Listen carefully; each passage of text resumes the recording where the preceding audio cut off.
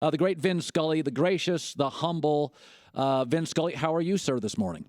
Colin, thank you so much. I'm honored and delighted to have a chance to say hello to you. Thank you. I was watching on your account, your Twitter account this morning. They had a picture of you on Fordham Prep's baseball team, and I was looking, Vin, and my takeaway was, is he the kid in the back? I could not tell. What position did you play?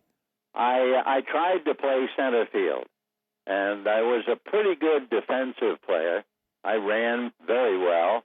I could catch the ball very well. I threw reasonably well, and I couldn't hit at all. I think you just explained most of us who played high school baseball. That's it. Oh, I think so. And I was fortunate enough to play for college. I played at Fordham University, and that was really a thrill. The bus rides, the singing after a game, and I guess my claim to fame in college baseball, I played against Yale University. Yes. And the first baseman was George Herbert Walker Bush. And as I reminded him once when we played the golf together, we both went 0 for 3. He'd like to pull the ball to the right. Bad political joke. So, Vin, when you have had many great calls, we all know Al Michaels' Miracle on Ice. Do you believe in miracles? Yes. I've talked to Al about that. Yours never, it's so interesting. Your great calls feel very authentic. When you go into a moment and you know the world is watching, you have always elevated in those moments of history. Do you ever have an idea what you're going to say, or do you just trust your instincts? Oh, no. I never have an idea, not because I'm not confident. I'm just wary of trying to prepare something in advance. I remember when Henry Aaron hit his famous home run, and George Plimpton was writing a book about the home run. And he came to me and said, did you have something prepared? And I said, no, because I wanted whatever the true emotion was to come out, not to be prepared. And what happened was, it was a blessing for me.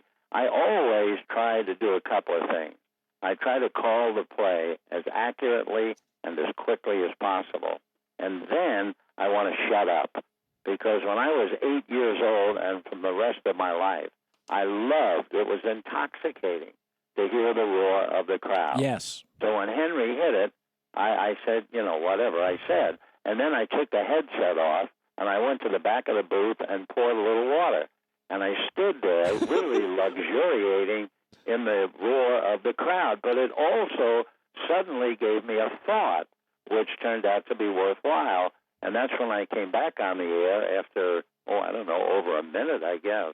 And I talked about what an important home run it was, not just for Henry or his family or the Braves or the state of Georgia, but what a sociological important moment it was for the world that a black man was being honored in the Deep South for breaking the record of a white icon. And I think that captured the moment completely. But God's awfully good to me throughout my life, because that thought only had to be sent to me from a higher office, because and it turned out to be kind of a memorable call. Yeah, we have the Hank Aaron home run. I remember as a kid seeing that. Let's play it for you, Vin, and our audience now.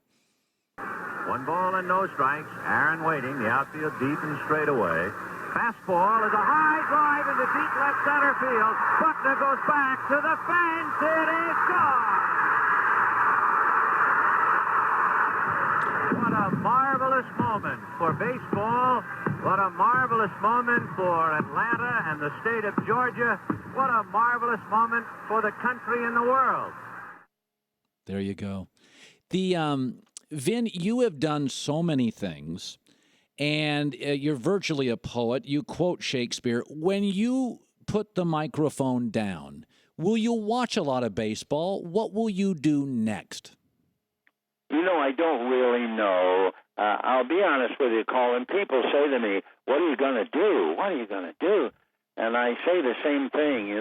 If you retire at the age of 65, the chances are you're going to have about 20 more years. And so what are you going to do is important to fill 20 years.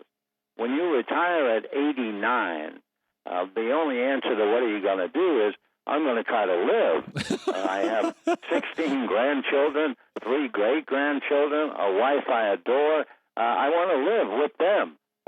So that's really my answer. What actually the definition of live? Well, it's going to be reading a lot because I love to read, and I will have the time. And just watch a flower grow. I don't know. But I'm just going to enjoy life the best I can for as long as I'm allowed to enjoy it.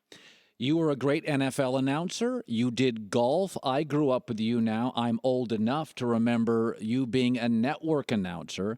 I'd like to share with our audience one of the great plays in league history, the catch, and here's Vin with the call.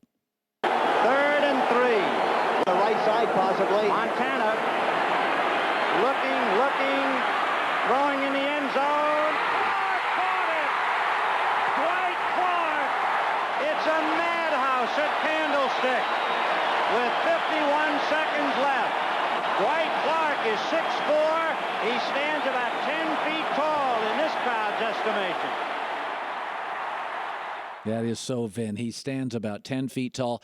You know, we live in a world now, athletes make a lot of money, Vin. They are socially and financially empowered. We see the Kaepernick situation. Of course, it is not new. There is Rick Monday coming over, Dodger Stadium, now a broadcasting partner with you and Charlie Steiner, very talented people.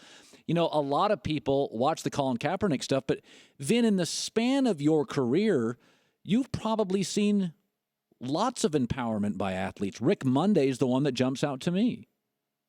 Oh yes, after all, they're on a major league stage, and certainly an opportunity will come up to really stand out. And I admire them. There was a classic, although I was not there.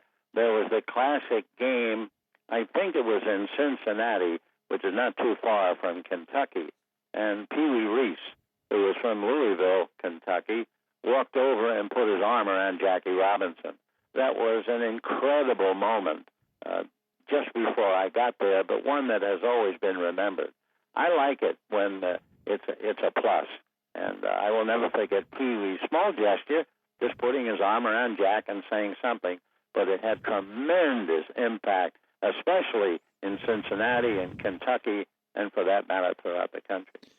I feel honored to have listened to you. I heard you first at 8 years old in Washington State in a coastal town. And I've said before, you on radio on the AM dial at 8 years old and Larry King on Mutual Radio, interviewing all sorts of interesting people, are people that are what attracted me to radio. I'm honored that you were on the show, and thank you so much, Vin. Well, I thank you. I'm very grateful for the opportunity to visit with you and to say hello to all your listeners.